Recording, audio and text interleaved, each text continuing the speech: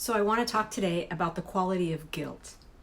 And there's so many aspects to understanding guilt, what it is, what it feels like, what it means in our life. But I'm just going to take a couple different ways in which to explain this because I want this to really sink in for you today.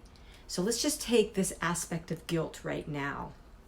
So guilt comes upon us for so many reasons, and people put guilt upon others for so many reasons. But at the core of it, guilt will be put upon us to control us in some way.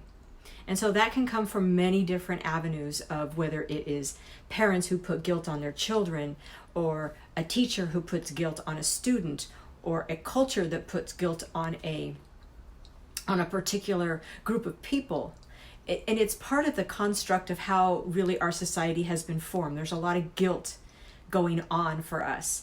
And if we're talking about guilt here, which we are, which I am, then we are also talking about the level in which we are able to enjoy life, the levels and the degrees in which we are able to allow ourselves to feel, to give ourselves permission to have pleasure in our life, to receive in our life. Because this has everything to do with the second chakra of our body, has to do with self-gratification. Do we allow ourselves to have? So when you look at the word guilt, it comes from, it has many definitions in the dictionary, but the origination of where it's rooted from has to do with a debt that we feel that we owe. So I'm speaking about guilt in these terms, but there's also other ways to define guilt. But this is what I want to focus on today. Okay, so because there's ways in which guilt can actually be a marker for us to check in with ourselves to see if it's something that we maybe should be doing. I don't mean like should from the ego perspective, but it's something that we know that we're responsible for. But that's what I'm not talking about here today. I'm talking about the ways in which guilt can rule us and dictate our lives and keep us from making choices that we desire, that we want, that we know that we really want to live in our life. So let's go back to what that is, what the root of the word guilt is. It has to do with the debt that we feel that we owe. And so in that way, if we feel that we owe a particular person, a particular culture, our religion, our children, our family, our relationships, on and on and on, our work environment, if we feel that we owe them something in some way, that we're indebted to them, then we are going to be guilt-ridden. And the reason why I'm bringing this up is because I've had some really powerful conversations with a few people over the last couple of days, and those conversations had to do with how guilt was running their life on a level that they had not realized before.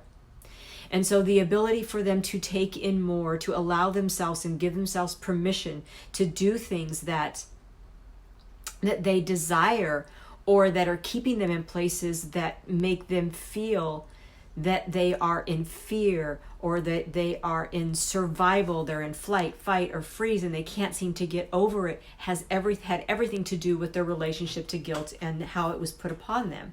And so the thing about guilt is that it's insidious, is that we will have it come up and not even realize that it is up for us. That's the reason why we're not making choices, because we feel guilty. We feel we don't have the right to. In some way, like, ask yourself that question. In what ways do I not feel that I have the right to make a choice, to say yes to something that we really want, to desire something that we just always have had in our mind that we really always wanted? I think one of the saddest things for us to have happen at the end of our lives, and maybe it happens for everybody, I don't know, I'm not at the end of my life that I know of in this moment, but is if we go back and we lament the things. Well, number one, we go back and lament, I'm sure, on some level. But if we feel regret for things that we did not choose. And there's times when we will self-sacrifice in ways that are sacred, and there's times when we will self-sacrifice ourselves when they are dysfunctional.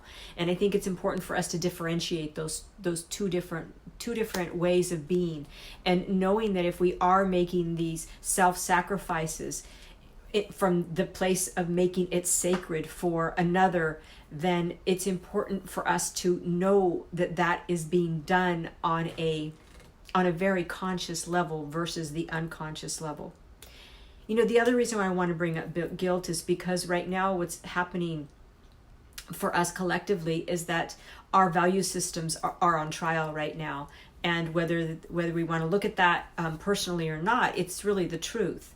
And our value systems of how we choose to live our life is what's being asked to be looked at more deeply.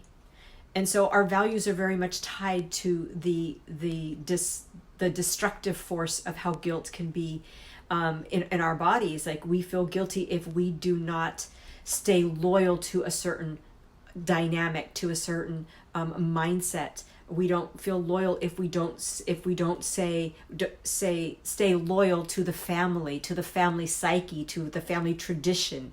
And that's what we're breaking apart right now. I've been talking about breaking through these paradigms of old ways of being, of the hierarchy, of the patriarch, of these constructs that we have built that are no longer going to serve us. Not just even service, because I think that's kind of like an old paradigm in itself, even to say that, that no longer serve you. No, these things will no longer take you. They will no longer take you to the next place that you are wanting to go. So, for a long time, we've been speaking that language about what serves you, what doesn't serve you. It's like, let's go beyond that, people. Let's say what no longer is going to take us to the next place. This flat out, if we stay in these old paradigms, will not take us to the next place.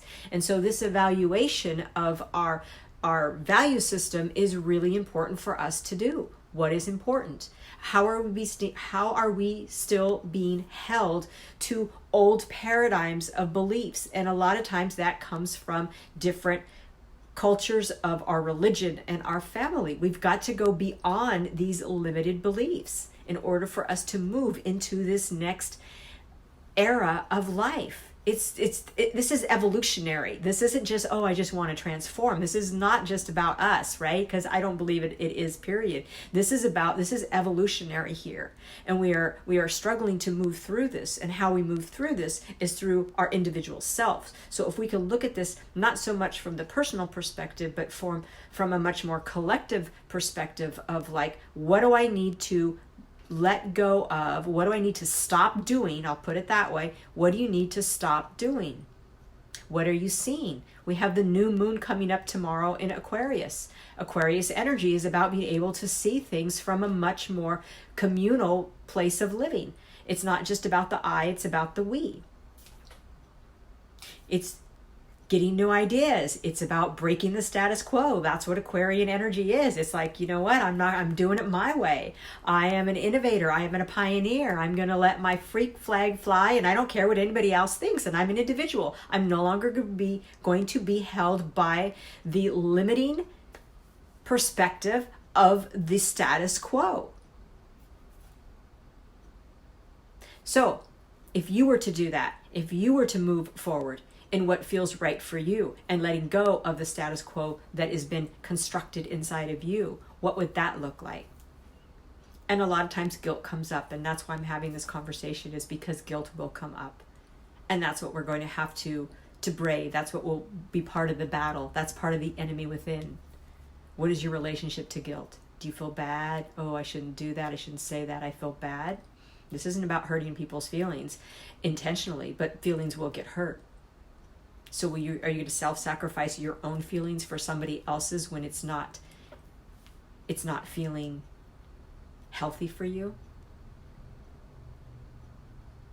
And what reality? Here's a question. So do you sometimes question your reality? Because I think that's something that's really important for us to do, is to question our reality. The reality of the life that we're living right now, in this moment, at this second.